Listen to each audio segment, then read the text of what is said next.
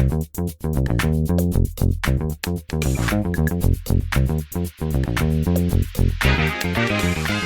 is going on, everybody? 'Tis I, the enigma of the gun airwaves, Miyanovich, welcoming you to Season 3 of the Liberal Gun Owners Lens podcast, where unprecedented perspectives are packed into the cargo hold for the LGO Lens spaceship Voyagio. That's fucking Italian. Don't believe that evolution is possible with guns and public safety in America? It's already happening, y'all. Minds are evolving. Think guns versus public safety is the only game in town, do ya? Think culture war is the big boss, do ya? Then keep your ass in the past. Everyone else, all aboard!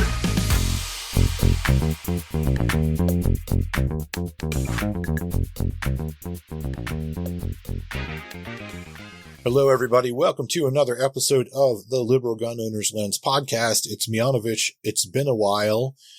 I've got a few things coming for you guys here at year's end. It's going to be this little podcast nugget, and then I'm going to share an interview with you guys that I did with community member Dr. Will Anderson. That's going to be coming up here after this, but I just wanted to tie up loose ends for the year and also share a thought with you. Because I think sometimes I think what my pattern is going to be in the next year to come, maybe I should say something about that too. I think I've decided that we're going to do 2 more years of the podcast. So season 6 will be the last season. So we will have a full season next season. I'm not sure how many episodes I'm going to do, and a full season the following year. I'm not sure how many episodes I'm going to do there either. But what I want to do is approach the whole thing from a less is more standpoint when it comes to critical or important ideas that I have for the community. So today I want to share one of those ideas with you guys, something I've been thinking about a lot. But also I wanted to say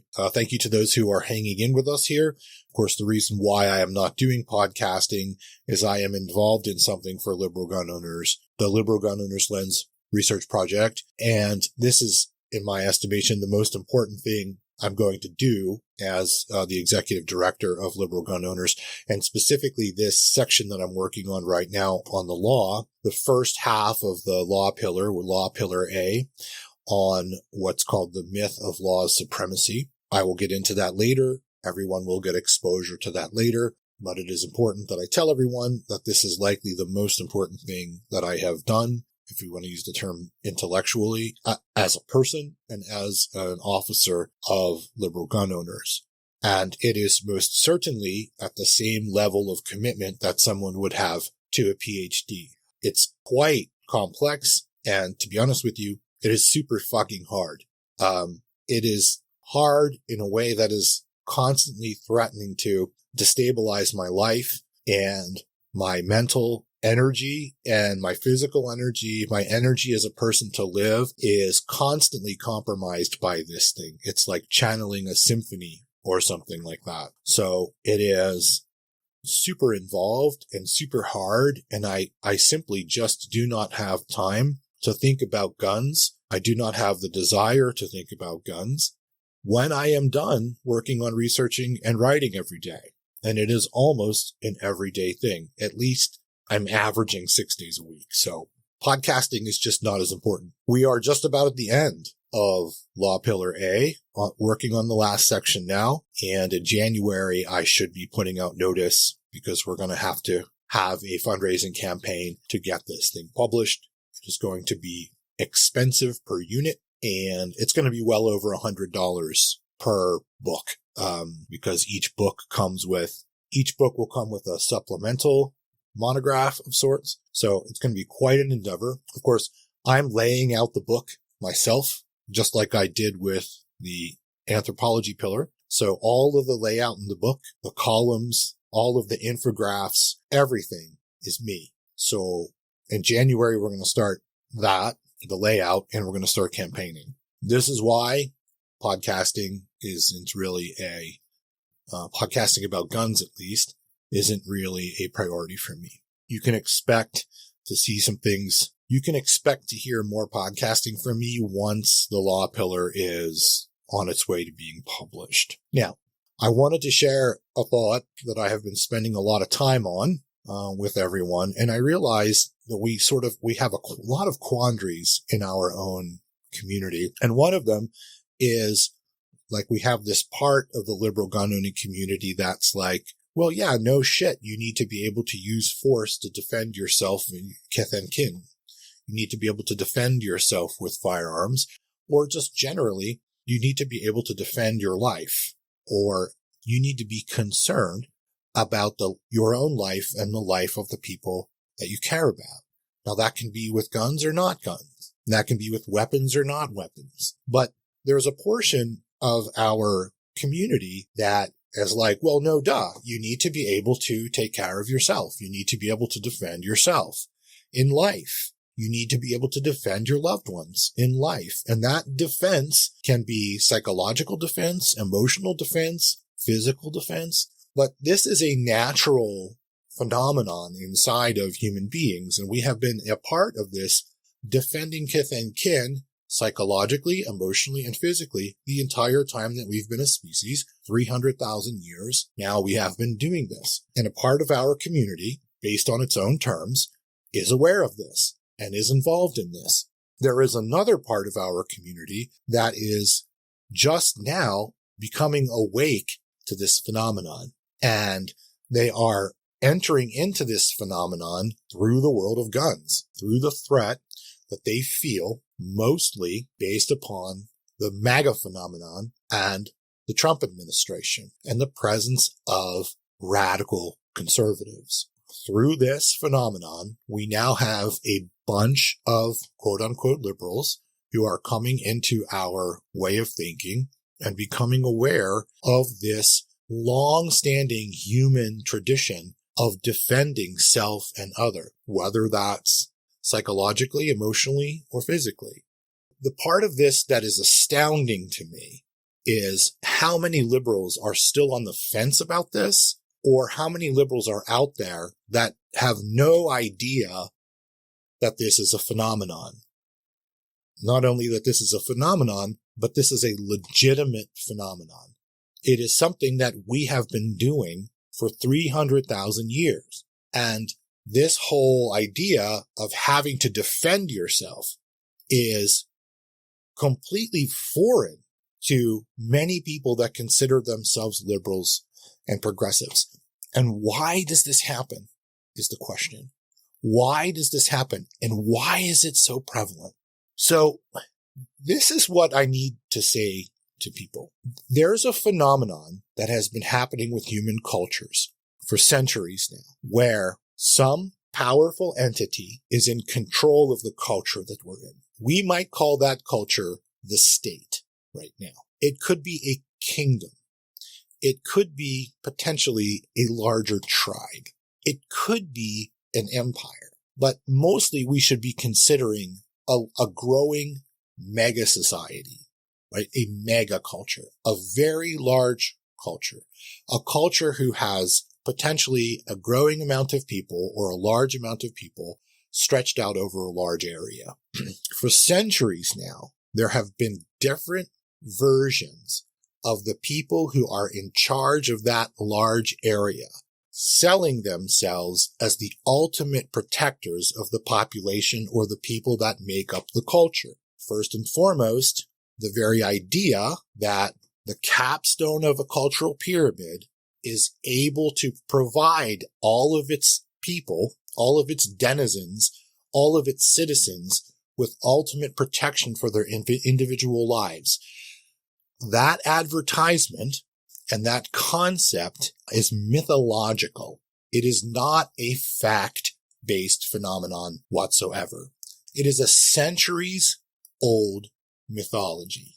Okay? And I say centuries because we're going to measure this from the reality of larger populations and larger cultures, which we did not have when we were hunter-gatherers. So this phenomenon didn't start until about 11,000 years ago. 11,000 years ago, when humans moved into pastoralism, horticulture, and then agriculture, we start to gather in larger and larger groups and we settle. When this happens, you start to have a typical mammalian structure. So you have a typical pyramid-like structure in your society where power collects towards the capstone and everyone else is in the bottom.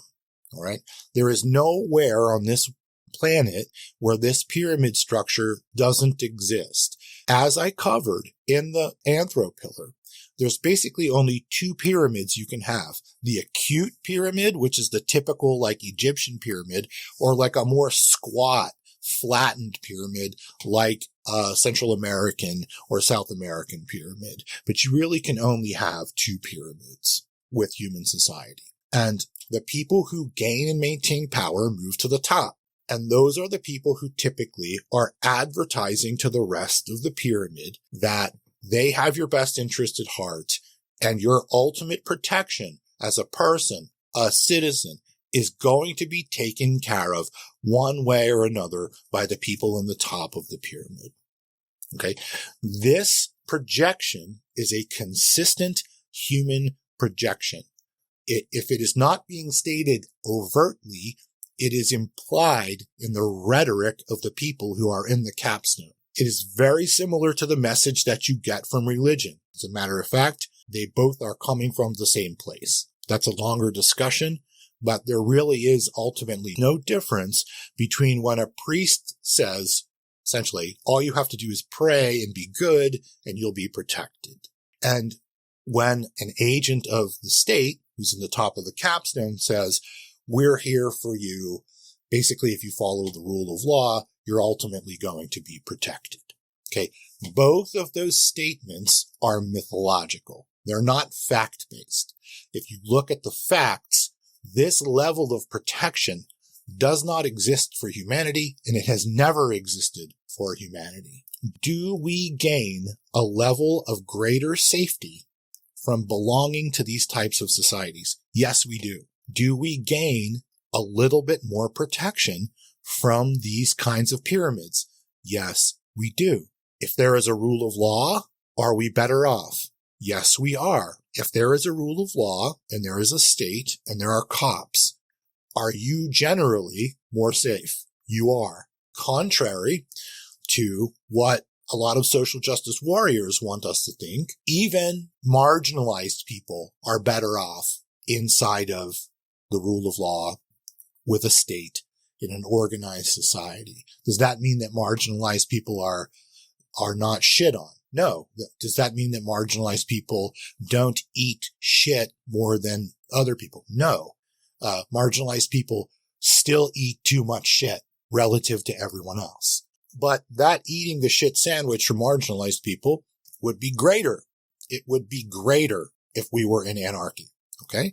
So we do gain a modicum of safety, individual safety, safety for kith and kin, and safety for self from being inside of these pyramids with the people in the capstone looking at, quote unquote, looking after us. Does that increase in safety equal a legitimate pathway to you just giving up the defense of self and defense of loved ones because the state, the agents of officialdom, now have that covered? Does that small level of increase mean that humans should be getting rid of this thing that we've been doing for hundreds of thousands of years? No, it does not. It does not mean that. The evidence does not support that. What people who believe they don't have to defend themselves believe is they always say, look at the data. This is so interesting. And by the way, there are very few things that I've learned more about through doing the Liberal Gun Owners Lens Research Project than the following. Intelligent people are so full of shit and so out of touch with reality so often. When people say, look at the data, you need to be wary of people who are saying something like this, particularly when it comes to defending yourself and defending other people. Okay. You need to be wary of that. Smart, progressive, elitist type liberals or blue bubble liberals who don't believe in self-defense. They are some of the last people on this planet you need to be listening to. Okay. Humans, culturally, psychologically, psychobehaviorally, we have been involved in this defense of self and other for a very, very, very long time. And there's a reason for it. And there's a reason why it needs to persist. And there's a reason why being against this phenomenon is absolutely a toxin and a cancer for the legitimacy of liberal culture. There is absolutely nothing about the presence of the state and the presence of the police and the presence of a rule of law that negates the need for situational awareness, personal awareness, being able to defend yourself psychologically, emotionally, and physically, being able to defend the people that you love psychologically, emotionally, and physically. There's nothing about the state that legitimately erases the need for that. Yet we have a subculture of quote unquote liberals and progressives inside of our reality who that is exactly their philosophy. They have imbibed and absorbed this mythology as a way of being. And what they will do is they will say, look at the data, right? They will say, look at the data. But here is the problem with look at the data. There are a lot of things that we do as humans that don't have a lot of direct, hard evidence reinforcing the use of our cultural practice in a day-to-day fashion. So what am I saying? Self-defense is, and the feeling to defend oneself, to protect oneself and to protect others. This is a form of what is called prospection. And what prospection is, it is essential human psychological component. It is about looking into the future and being concerned about it and taking action now into our beliefs and into our habits so that we might be better prepared to deal with eventualities. Prospection is ultra normal for humans and is occurring in most things that you are involved in. Okay. Insurance is a form of prospection. Where is the evidence in your life that tree falls down and smashes your house into bits? Why are you buying homeowners insurance when you've never lived in a domicile that has shit the bed completely or broken? Why do you do that? Even driving. The amount of time that we spend in a car is unbelievable. How many times, relatively speaking, have you completely totaled your car, banged up your car? How many times, relatively speaking? Not very much. How many times relative to all of the driving that people do? How much time is actually spent dealing with accidents? You spend money on medical insurance. How much time do you, relatively speaking, spend in the hospital, at the doctor's office? Over a population, how much time are human beings spending in a doctor's office, in a hospital? Not very much. Not very much. These are elements of prospection. You're worried about your financial future. You do things relative to investment or your money or doing this or doing that. Well, how many times has your money honestly really, really shit the bed? Not very much. Prospection isn't about the constant delivery of hard data. It isn't about the constant occurrence of something in your life so that the hard data justifies your attitude, your behavior, or your habit. Prospection operates differently. Self-defense is not supposed to operate in a fashion that's like, well, 15 times last year I got attacked, so that's why I'm into self-defense. That's not how prospection works. Prospection takes into account data over a very, very long period of time, and it's largely there to be a prospective buffer against something that may happen or may not happen. And you are constantly doing this in life with so many different things. It doesn't matter whether the event lands or it doesn't land. It doesn't matter that you haven't been attacked for 15 years. That's not how prospective elements work with humans. And the use of prospection is normal. It is normal for humans. But these quote unquote liberals and progressives who live as if everything is going to be taken care of because of the police or the state or what have you, they're not operating based upon the human reality. They're operating based on a mythology that ultimately the presence of the police or the presence of the state is enough for you to get rid of martial awareness and this type of prospection. the state ever being so effective, the idea that the state can be so effective that you legitimately and based upon facts don't ever have to worry about defending yourself. This is not the sign of people who are strong-minded.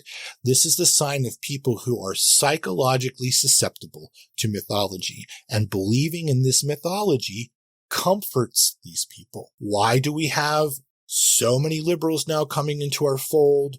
Because of the threat of Trump and MAGA. Well, because that comfortable egg that they used to live in, that mythological protection that they used to have, was challenged by the complexity of reality and the delivery of facts. Eventually, if you're open enough to facts, your mythologies will fall away. And not having to worry about doing something that humans have done in every era of our existence.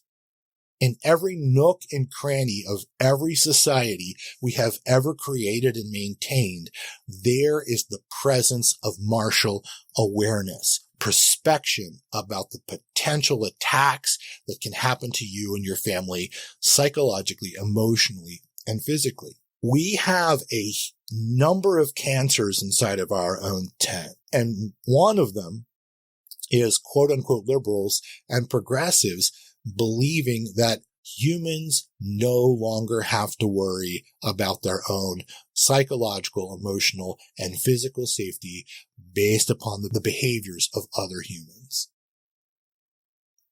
Liberals, quote-unquote, and progressives who believe in this are involved in what I consider a toxic mythology. All of a sudden, now we have the internet, and we have doom scroll, and we have Trump, and we have MAGA, and we have a heightened threat to marginalized people because radical conservatives are being bolstered by the presence of all of this, fucking retardation. And now you have liberals all of a sudden going, oh my God, I need to defend myself. Well, yeah, but you needed to defend yourself before Trump too.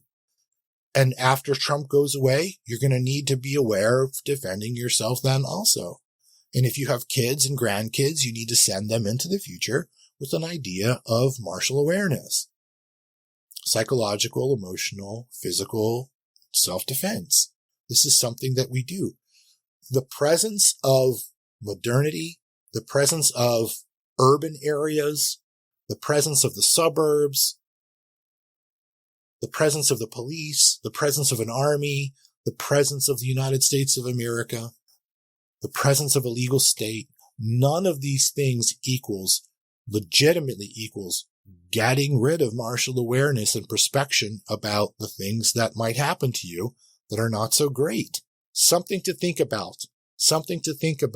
I want everyone who can hear me to understand when you are talking to liberals and progressives that are in your family or your friend circle, and they believe that defending yourself is not really a legitimate thing, you are talking to somebody who is drunk on a mythology. They have not involved themselves in any critical thinking relative to this subject, and they are tripping the fuck out on something that is not real.